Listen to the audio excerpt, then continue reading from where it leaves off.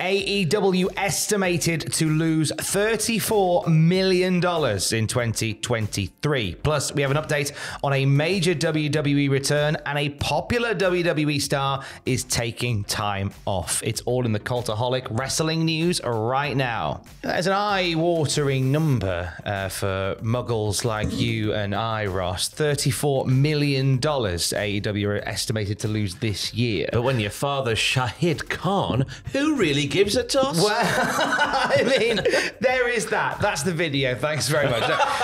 Brandon Thurston of WrestleNomics says number crunch these. Thank you to Brandon as always. It's been estimated, so I'll go through some of the science on this. It's estimated by Brandon Thurston that AEW are going to generate about 154 million net revenue this year. So that's a big pot of $154 million at the end of the year, which is up $54 million from this time last year. Good news! Good news. In total, however, the increased revenue is still lower than AEW's expenses.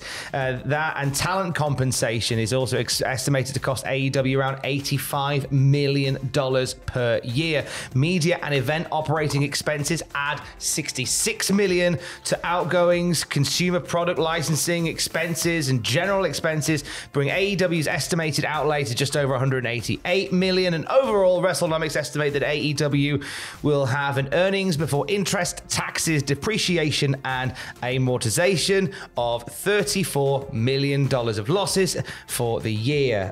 The promotion's net income will be even worse, apparently. It's always a tough one when you start a new business, because you do have to do a lot of speculating to accumulating, and I think that is kind of where we're at here. Now, it doesn't mean this the end of the road for AEW by a long shot. Like you say, we've got big pockets. Large pockets. Large pocket. But the WrestleNomics are noting there's a strong increase in the promotion's US media rights fees, which could make AEW profitable as early as 2025. That is depending on a lot of things. It's interesting that I think a lot of people will see the live event draw and think, well, that's it, in the mud.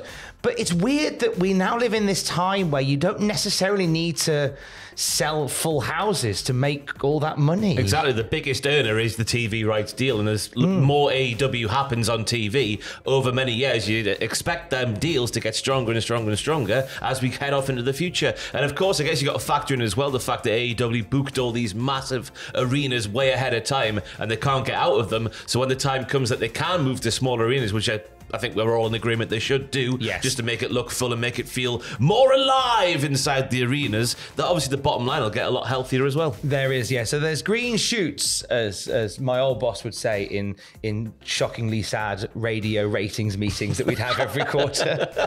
He was good at turning negatives into positives when the rage yard came in. But there is stuff in there to work for, but certainly 34 million loss in 2023. It could be worse, it could be better. But that's kind of the number that they're at now. Make your own judgments from there.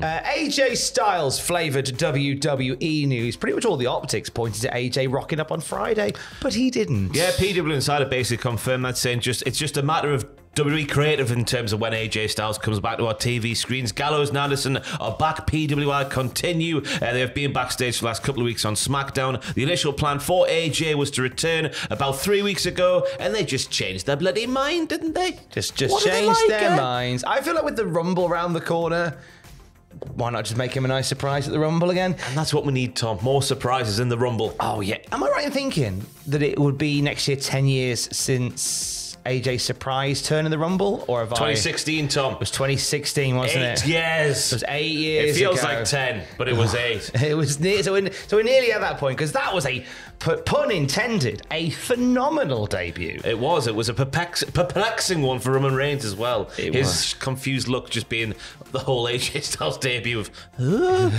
what? What am I doing on TNA Wrestling? What's my name? But I remember watching that at home with the volume very low down.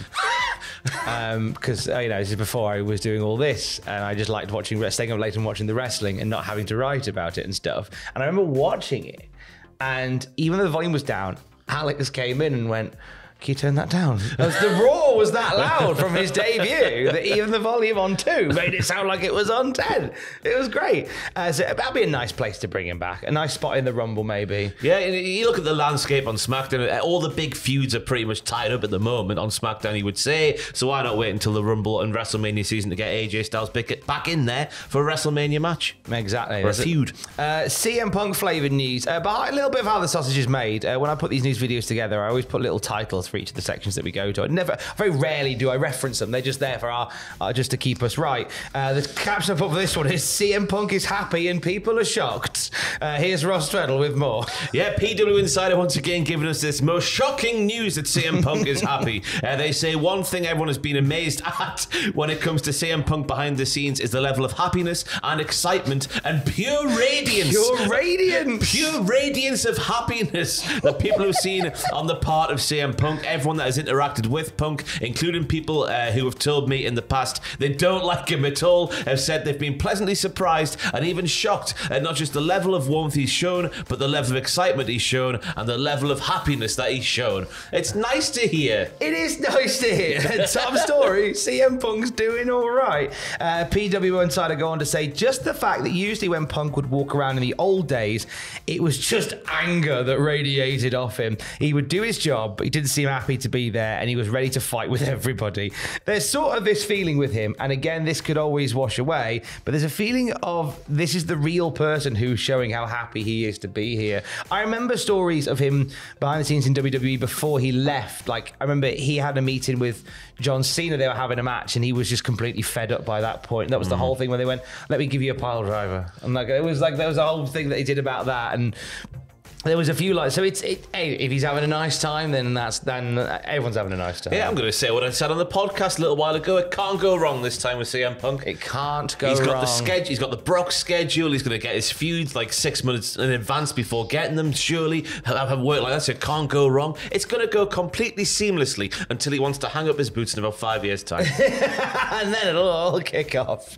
It'll be a golden time for CM Punk, like the golden era of WWE. December, we are well and truly in the thick of it, and part 2 of WWE's Golden Era went out on Sunday. Thank you to something like 2,500 people that watched the premiere with us. I think some of our biggest premiere numbers ever. Oh yeah, it's amazing. Aye, the documentaries are good, aren't they? I know you don't like to put your own arse in front of other people. Oh, I'm sticking my arse right in front of other people on this one. Yeah, because we did the rise and fall of Alberto Del Rio, which Big J Dog, Big Justin Henry was involved. Well, his words basically. And the editing team, let's get our asses out now. Fine. I'll get the Lurpak out and I'll just massage it in there. I've waited for this moment for 10 years. But they are good. They're amazing. So the third part premieres this Sunday coming. Sam Driver on the narration, Justin Henry on the writing, Sam and Matt Stewart on the edit. A fantastic job by them. Thank you for supporting it, because the more you support it, the more we can do. We'd love to do more things like that, and if you want to help us do more stuff like that, patreon.com/Cultaholic is a place where you can support us to do more things like that. We thank you very much. And I've got a huge scoop, because someone who is missing from our screens, or is going to be missing from our screens, and WWE has told me that he's a big fan of the documentaries, and Doc Seba will get him through his time away from the camera. That man is Sami Zayn. The news comes to us from Dave Meltzer, who says that Sami Zayn has taken time away from the WWE. It's been explained on TV as a partially torn meniscus after the attack from Drew McIntyre last week, but it is worth noting, according to Ravy Davey Meltzer, that Sami Zayn did reportedly request an unknown amount of time off, which has been granted. And fair play, because he has worked his arse off for the last couple of years. And it's December. We've got so much content. There's only so many hours in the day. That's why Sami Zayn wants to take some time away. He wants to put his feet up, eat a Mawam, and watch December, and who can blame him? It's and in case there's no set date for Sami's return. It's worth noting that on the Holiday Live tour, they are doing a date in Quebec. Normally they'd advertise Sami Zayn ahead of that, and he's not advertised there, so I don't think we're seeing him on the Holiday Live tour. Yeah. So another surprise for the Rumble, big time. Maybe. Wait off. I was watching that Impulsive podcast with Randy Orton. Oh yeah. And Randy Orton made mention that in the Triple H era now, a lot more leaning leniency is given to the superstars in terms of holidays and times off and seeing the birth of children and stuff like that. Not just any random children, the children you've taken part in creating. Just off to the maternity ward. It's the holiday season. Sammy's asked for some time off. It's been granted. It's very much indicative of how Triple H is running things at the minute. We have heard a lot about people. I think everyone's getting a week off at before Christmas, aren't they? Yeah. Aww. How nice, eh? They're human beings as well. Well, some of them are. Some are. Some do and some don't. We'll have more wrestling news for you throughout the day, of course, at Cultaholic.com. What's happening at Hold and Give? Football content. Yeah, we've got the EA FC24 career mode, the Friday Fun Club every Friday midday. We have football fun. Capital F's all around. I know this stuff happens willy-nilly. It's a spare time thing. It happens when it happens, you know. You take fun very seriously.